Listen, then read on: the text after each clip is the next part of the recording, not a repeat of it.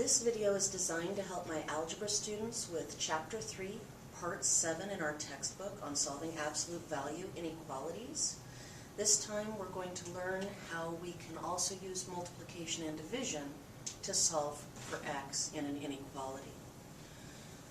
On this first problem, 2 times the absolute value of x is less than 6. Remember, the absolute value has to be alone, so right now I need to divide both sides by 2. So the absolute value of x is less than 3. And now from our previous videos, we know that we can write our 2 separate statements, that x is less than 3, and then I need to compare x to negative 3, because the 3 became negative. Remember, we're going to flip the inequality sign, and now we need to plot this on a number line. Negative 3 is smaller on the left, 3 is greater, so it's on the right. These are both open circles. X is less than 3 is going to come to the left. X is greater than negative 3 is going to go to the right, which means they meet, and therefore this is an example of an AND statement. Let's look at number 2. The absolute value of 3x plus 5 is greater than 11. I have to get the absolute value symbol alone, so I'm going to begin by subtracting 5 from both sides. So the absolute value of 3x is greater than 6. I now have my absolute value alone, so I can write my 2 statements. I'm going to compare 3x to 6 with the greater than. Then I need to compare 3x to negative 6. Because the sign here changed, the inequality has to change. I'm going to flip it around. And now, to get x alone, what should I do?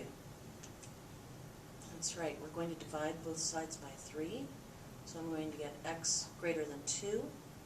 Here I'm going to divide by 3. And I'm going to get x is less than negative 2. And now my job is to plot this on a number line. Here's my number line. Here's an x. Negative 2 on the left, positive 2 on the right. They are both open circle. This says x is greater than 2. That's going to go to the right. X is less than negative 2 is going to go to the left. Therefore, this statement is what we call an OR. They do not overlap. Let's look at number 3. Don't panic because there's a decimal. We still follow all of the rules that we've been following. First question, is my absolute value alone? No, it's not. So we need to start by dividing both sides by 4 to get that absolute value alone. So the absolute value of x minus 3.5 is less than or equal to negative 8 divided by 4 is negative 2.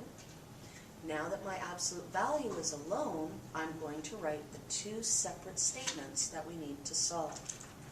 So I'm going to have x minus 3.5 is less than or equal to negative 2. I'm going to have x minus 3.5, and I'm going to compare it to positive 2, which would become a greater than or equal to. Wait a minute. Does that make any sense? Wait a minute. This says that my absolute value has to be less than a negative. Well, whoa. Can I be less than a negative when it's absolute value? Absolute value is distance, isn't it? Well, that means this can't happen. That means I didn't need to do this last step. That means that this simply has no solution. Remember, a distance can never be less than 0. Oh yeah, okay. No wonder we saved this for a third video. That's what we're going to have to be careful of. So let's try these. I have the absolute value of 2x plus 6 greater than or equal to 6. Make sure you get your absolute value alone before writing the 2 separate statements.